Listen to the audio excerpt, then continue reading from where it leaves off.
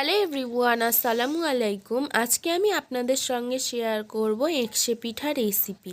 তাহলে চলুন আর দেরি না করে আজকের রেসিপিটা শুরু করা যাক।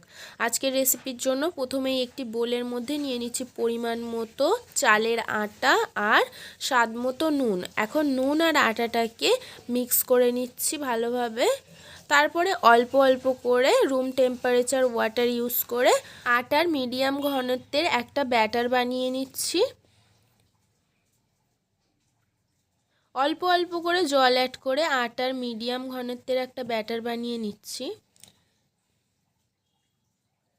আটার ব্যাটারটা রেডি করে নেওয়া হয়ে গেছে। আটার কনসিস্টেন্সিটা ঠিক এরকম হয়েছে, এটা আপনাদের দেখে বুঝে নিতে হবে। অন্যদিকে একটি হাঁড়ির মধ্যে দিয়ে দিচ্ছে 1 লিটার লিকুইড দুধ আর দিয়ে দিচ্ছে পরিমাণ মতো খেজুরের গুড়। এখানে আপনারা যে যেমন মিষ্টি খেতে পছন্দ করেন ততটা গুড় ইউজ করবেন।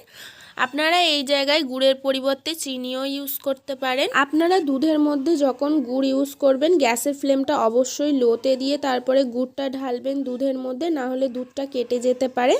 এখন অ্যাড করে দিচ্ছে গোটা গরম মশলা। অনবরত নেড়ে নেড়ে দুধটা গাঢ় করে ফুটিয়ে নেবে। একশে পিঠাগুলো দুধে ভেজানোর জন্য দুধটা রেডি হয়ে গেছে।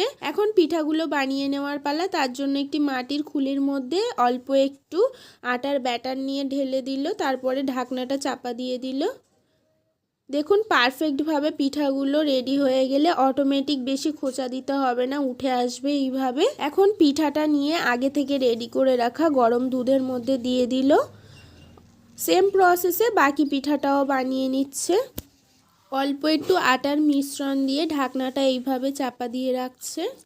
প্রায় 5-6 মিনিট পর পিঠাটা রেডি হয়ে গেছে। এখন ঢাকনাটা খুলে পিঠাটা তুলে নিচ্ছে।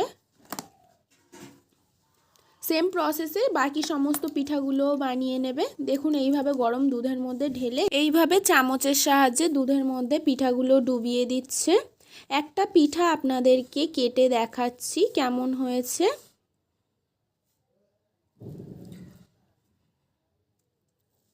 উপরে স্কিনটা তুললে এইভাবে দেখুন ভিতরে ছিদ্র ছিদ্র হয়েছে অসংখ্য। রাত্রেবেলা পিঠা করে দুধে ভিজিয়ে রেখে পরের দিন সকালে সার্ভ করার জন্য একশে পিঠাগুলো রেডি হয়ে গেছে।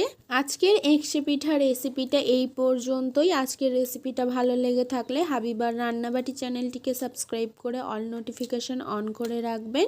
ফিরে আসবো আবারও নেক্সট কোনো রেসিপি নিয়ে। সম্পূর্ণ রেসিপিটা দেখার জন্য ধন্যবাদ।